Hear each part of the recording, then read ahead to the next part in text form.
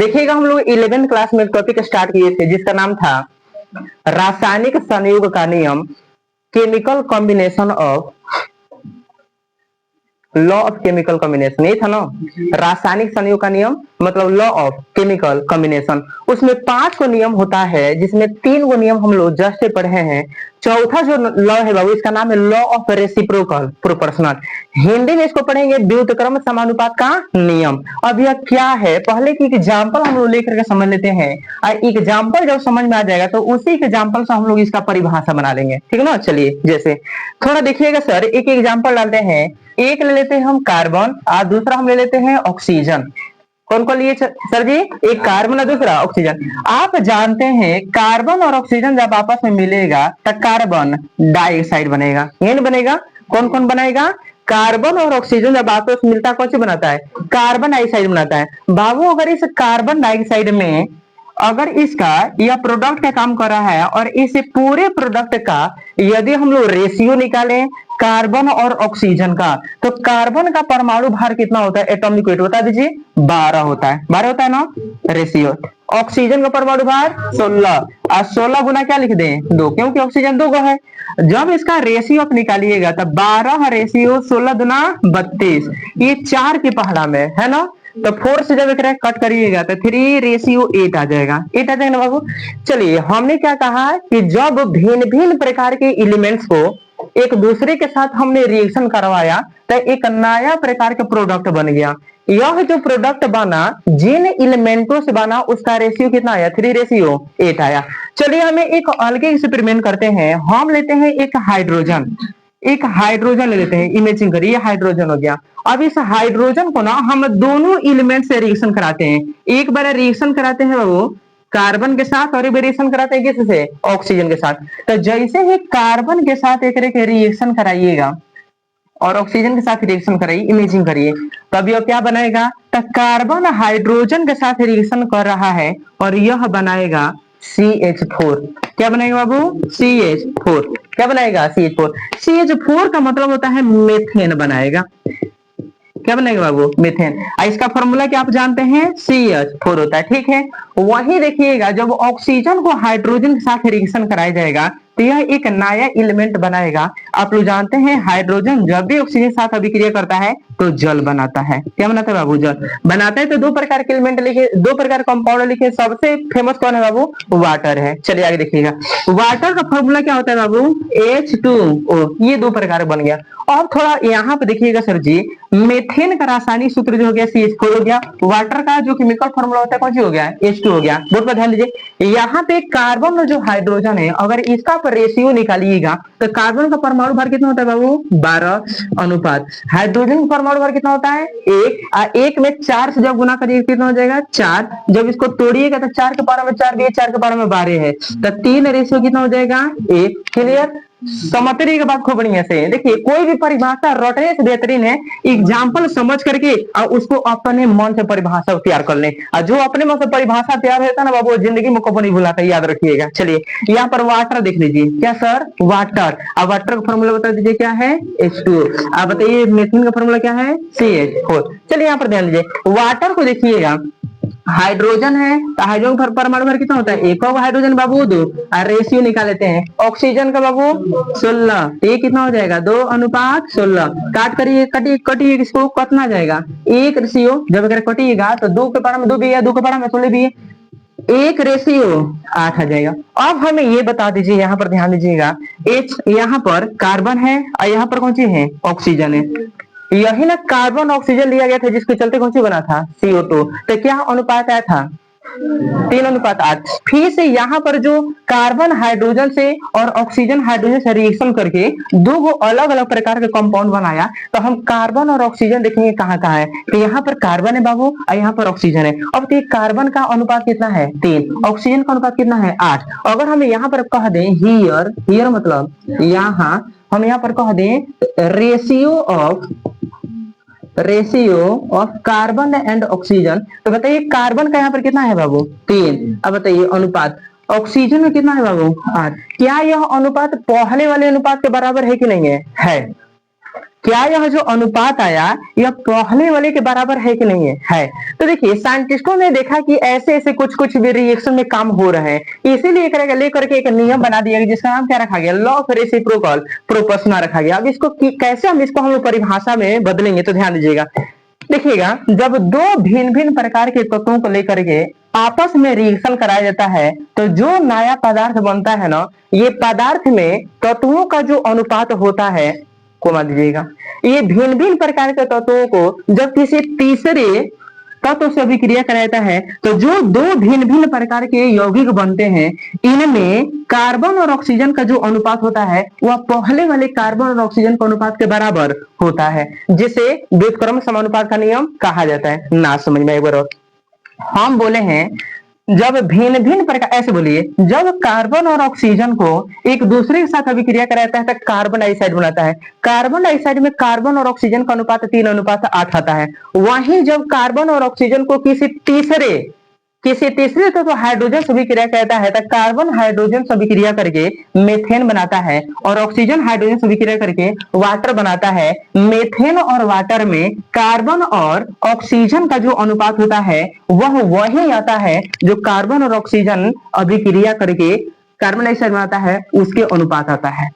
असल में इसको व्युत्क्रम समानुपात का नियम कहा जाता है। इसको एक बार बोलते ध्यान दीजिएगा, जब दो भिन्न भिन्न प्रकार के तत्वों को एक दूसरे के साथ अभिक्रिया कराया जाता है तो जो तीसरा पदार्थ का निर्माण होता है ना, इस पदार्थ में तत्वों का जो अनुपात होता है वही अनुपात जब इन दोनों तत्वों को किसी तीसरे भिन्न भिन्न तत्व से अभिक्रिया कराया जाता है तो इसमें इन तत्वों के अनुपात के बराबर होता है, जिसे व्युत्क्रम समानुपात का नियम कहा जाता है। याद रहेगा, ठीक है।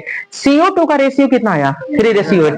अच्छा, इसमें देखिए, इसमें CO और ऑक्सीजन का रेशियो कितना आया बाबू, 3:8 आया ना। तो दोनों का रेशियो यहाँ पर सेम है, तो इसीलिए इस नियम का नाम क्या रखा गया बताइए, इस नियम का नाम रखा गया लॉ ऑफ रेसिप्रोकल प्रोपोर्शनल। एक बार और, जब भिन्न भिन्न प्रकार के तत्वों को एक दूसरे के साथ अभिक्रिया कराता है तो तीसरा पदार्थ निर्माण होता है।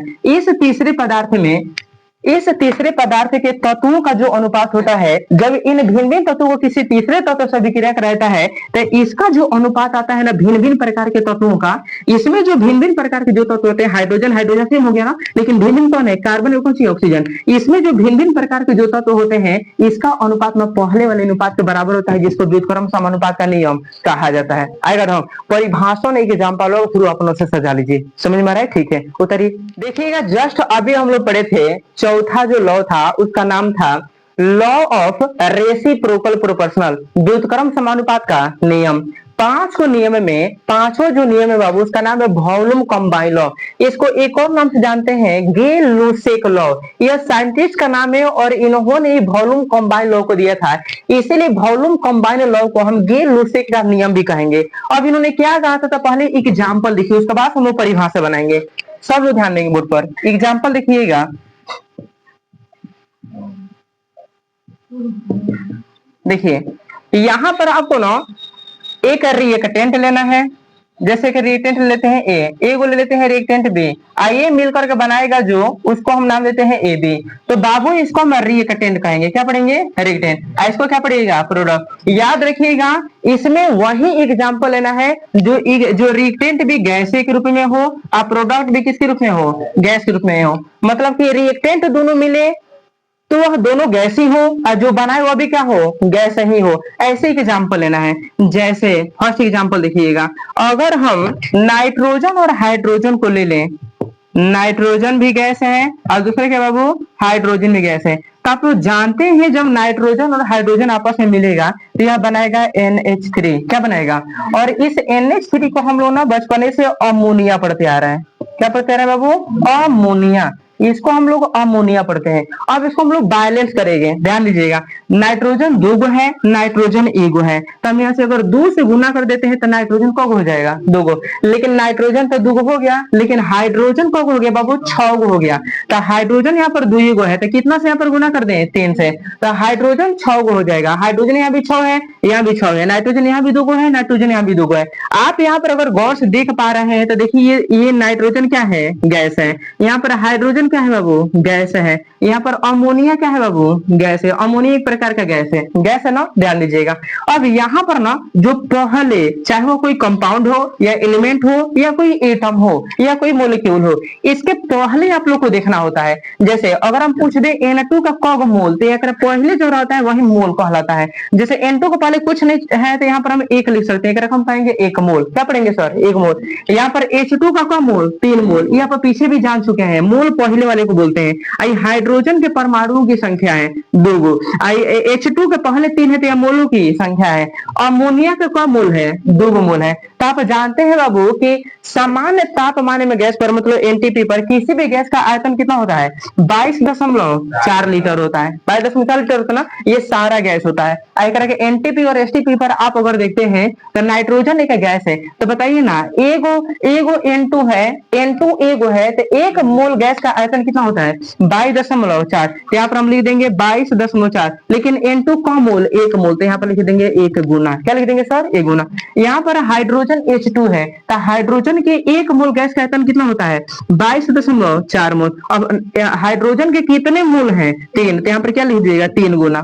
ठीक है, यहाँ पर देखिए NH3 अमोनिया है। अमोनिया के 1 मोल का आयतन कितना होता है बाबू, 22.4 लीटर। अब तो ना अमोनिया का कौन मोल है, 2 मोल, तो यहाँ पर लिख दीजिएगा 2 गुना। अब इसका जब आप रेशियो निकालिएगा, यहाँ पर ना हो, जब इसका रेशियो निकालिए, रेशियो बराबर में, तो ध्यान दीजिए पहला क्या था, 1 गुना। तो 1 में जब 22.2 से 4 से गुना करिएगा तो ये 1 गुना क्या हो जाएगा, 22.4 होगा। ये गुना करिएगा तो 22.4 हो जाएगा। चलिए आगे रेशियो निकालिए। रेशियो ये क्या है बाबू, 3 गुना 22.4। आगे फिर से रेशियो निकालिए, किसका, 2 गुना 22.4। अगर गौर से देखिए तो 22.4 सब में है, तो 22.4 खत्म खत्म खत्म, तो ये 1 बचेगा ना, 1 हो जाएगा रेशियो। भाई 22.4 खत्म, 22.4 खत्म करेंगे तो सब खत्म हो जाएगा। ये 3 बचेगा ना, क्या बचेगा सर, 3। आइए क्या बचेगा सर, 2 बचेगा। क्या बचेगा, 2।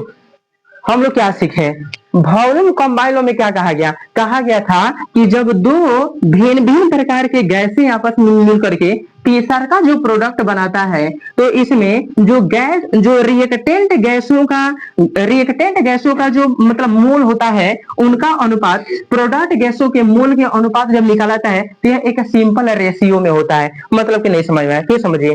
एक साइंटिस्ट है जिसका नाम है गेल लुसेक, उन्होंने कहा था कि कोई भी गैस ले लीजिए रिएक्टेंट के रूप में, ये दोनों गैस जब आपस में मिलेगा ना, तो जो प्रोडक्ट बनेगा वह गैस होना चाहिए। उसने कहा था कि रिएक्टेंट गैस के जो मोलों की संख्या होगी, वह प्रोडक्ट गैस के मोलों का जब अनुपात निकालिएगा, रिएक्टेंट गैस के मोलों का अनुपात और प्रोडक्ट गैस के मोलों का अनुपात जब निकालिएगा, तो एक सिंपल रेशियो में आएगा। किस रेशियो में, देखिए ना, 1:3:2, चाहे 1:2:3, यह सिंपल है, 1:2:3 सिंपल रेशियो है। इस रेशियो को ही हम इसी नियम को हम बोलते हैं वॉल्यूम कंबाइन लॉ। फिर से एक साइंटिस्ट है जिसका नाम है गेल लुसेक, वह बोलता है, ध्यान दीजिए क्या बोलता है, कि जब 2 भिन्न भिन्न प्रकार के गैसें आपस में विक्रिया करके किसी तीसरे पदार्थ का निर्माण करते हैं, तो रिएक्टेंट गैसों के मोलों का अनुपात प्रोडक्ट गैसों के मोलों का अनुपात जब निकाला जाएगा, दोनों के मोलों का अनुपात निकाला जाएगा, रिएक्टेंट के मोलों का अनुपात, प्रोडक्ट के मोलों का अनुपात निकाला जाएगा, तो यह एक सिंपल रेशियो आएगा। पहुंच जाएगा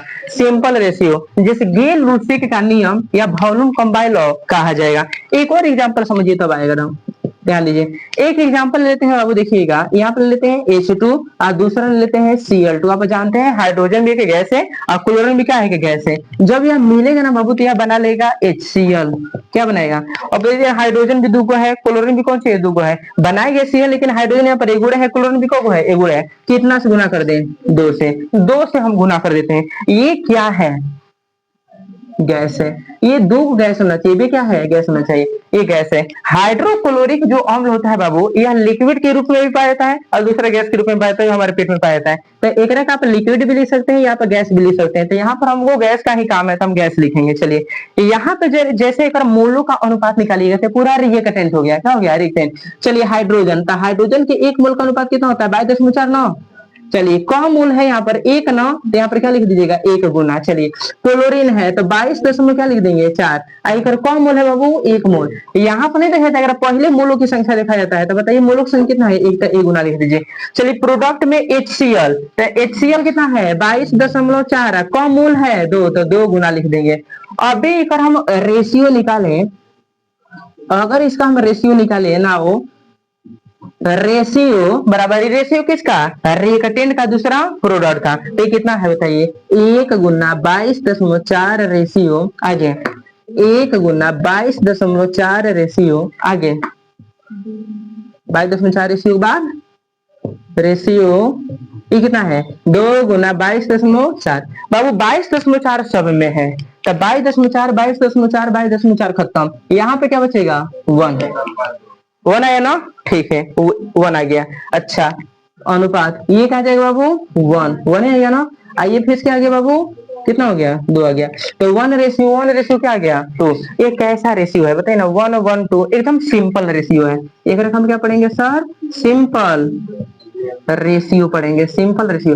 यह रेशियो किसका है, यह रेशियो गैस रिएक्टेंट का और गैस प्रोडक्ट का है।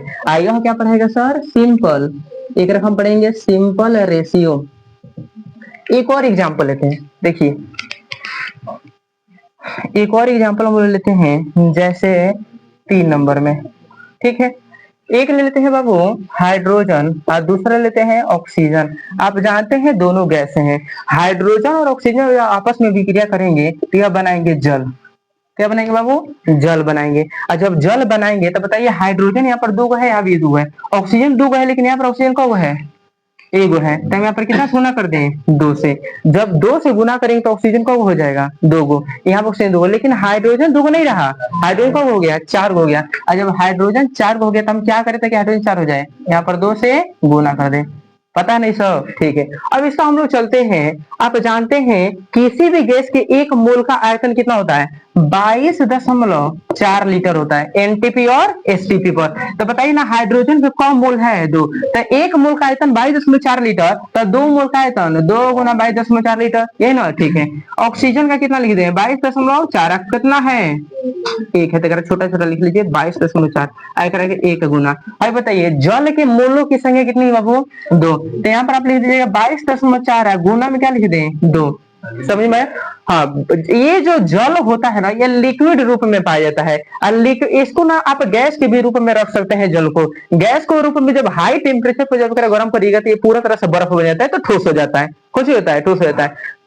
जब हाई टेम्परेचर पर जब गर्म नहीं ठंडा करिएगा तो क्या बन जाएगा, ठोस नहीं बन जाएगा, बर्फ नहीं बनता है। और वहीं जब वो करेगा हाई गर्मी पर, जब वो करेगा हाई टेम्परेचर पर गर्म करिएगा तो पूरा लिक्विड बन जाएगा, ठीक है ना, कुछ बन जाएगा लिक्विड।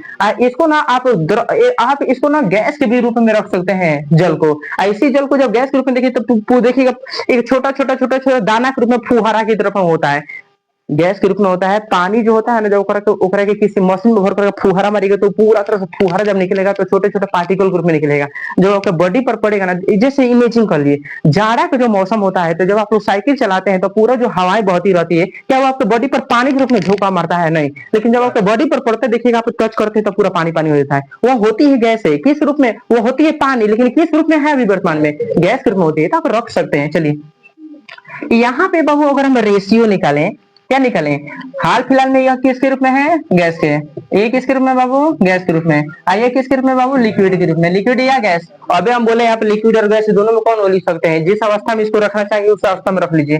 यहाँ से हम लोग लिख देंगे बाबू नाउ, क्या लिख देंगे नाउ। इसका रेशियो निकालिए, रेशियो निकालिएगा रिएक्टेंट गैस का और रिएक्टेंट प्रोडक्ट का, रिएक्टेंट गैस का और प्रोडक्ट गैस का। तो ये कितना है बता दीजिए 2 गुना 22.4 अनुपात, ये कितना है 1 गुना 22.4 अनुपात, ये कितना है 2 गुना 22.4। तो जब इसका अनुपात निकालिएगा तो ये देखिए 22.4 22.4 22.4 सब में, तो यहाँ बचेगा 2 अनुपात 1 अनुपात यहाँ पर 2, एकदम सिंपल रेशियो आया। सिंपल का मतलब होता है जिसको आसानी से बोला जा सके, बोलने में कोई दिक्कत ना हो, सरल अनुपात में हो। तो एक बार और बोल देते हैं, ध्यान दीजिएगा। वॉल्यूम कंपाउंड लॉ किसे कहा जाएगा, तो जब दो भिन्न भिन्न प्रकार के गैस हैं जब दो भिन्न भिन्न प्रकार के गैस प्रतिकारक आपस में अभिक्रिया करके किसी तीसरे पदार्थ का निर्माण करते हैं, तो इस गैस प्रतिकारक के जो मोलों का अनुपात होता है वह गैस प्रतिफल के मोलों के अनुपात से जब तुलना किया जाता है तो यह एक सिंपल अनुपात में होता है जिसे वॉल्यूम कॉम्बाइन लॉ कहा जाता है। याद रहेगा, जब भिन्न भिन्न प्रकार के गैसों को एक दूसरे के साथ अभिक्रिया करता है तो किसी तीसरे पदार्थ का निर्माण होता है। इस गैस प्रतिकारक का जो मोलों का जो अनुपात होता है वह अगर प्रतिफल के मोलों के अनुपात से हम लोग तुलना करें या अनुपात हम निकालें तो एक सिंपल रेशियो होता है। यह बात गे लुसेक ने बताया था, इसलिए इसको गे लुसेक का नियम या वॉल्यूम कॉम्बाइन लॉ कहा जाता है। याद रहेगा, ठीक है। इसको परिभाषा अपने मत बनाइए। यहाँ पर देखिए, जब भिन्न भिन्न प्रकार के गैसों को एक दूसरे के साथ अभिक्रिया कराता है तो एक तीसरे पदार्थ का निर्माण होता है। इन भिन्न भिन्न प्रकार के प्रतिकारक गैसों का जो मोल का अनुपात होता है, यदि एक प्रतिकारक प्रतिफल के गैसों के मोल के अनुपात का हम तुलना करें तो यह एक सिंपल अनुपात में होता है। यह बात सबसे पहले गे लुसेक ने बताया, इसलिए गे लुसेक का नियम या वॉल्यूम कॉम्बाइन लॉ कहा जाता है। नहीं ढंगाएगा, ठीक है। उत्तरी